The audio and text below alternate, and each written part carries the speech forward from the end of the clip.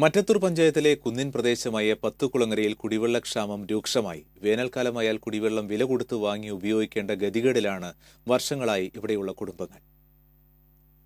വനാതിർത്തിയോട് ചേർന്ന് കിടക്കുന്ന പത്തുകുളങ്ങര പ്രദേശത്ത് 50ഓളം കുടുംബങ്ങളാണ് താമസിക്കുന്നത്. ഇവരിൽ ഭൂരിപക്ഷവും തോട്ടം തൊഴിലാളികളാണ്. വേനൽ മാസങ്ങളിൽ കടുത്ത ജലക്ഷാമം നേരിടുന്ന ഇവിടുത്തെ കുടുംബങ്ങൾക്ക് ആശ്വാസം പകരാനായി 17 വർഷം മുൻപ് ജനകീയാസൂത്രണ പദ്ധതിയിൽ ഉൾപ്പെടുത്തി കുടിവെള്ള പദ്ധതി സ്ഥാപിച്ചിരുന്നു.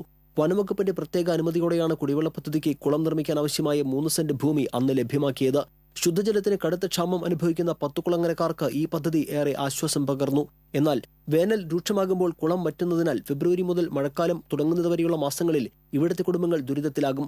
കുളത്തിന് ചുറ്റും വനംവകുപ്പ് ചെറിയൊരു ചെക്ക് ഡാം നിർമ്മിച്ചിട്ടുണ്ടെങ്കിലും മഴക്കാലത്ത് മണ്ണ് വന്ന് നികന്നു പോകുന്നതിനാൽ ഇതിൽ കാര്യമായി വെള്ളം സംഭരിക്കപ്പെടാറില്ല.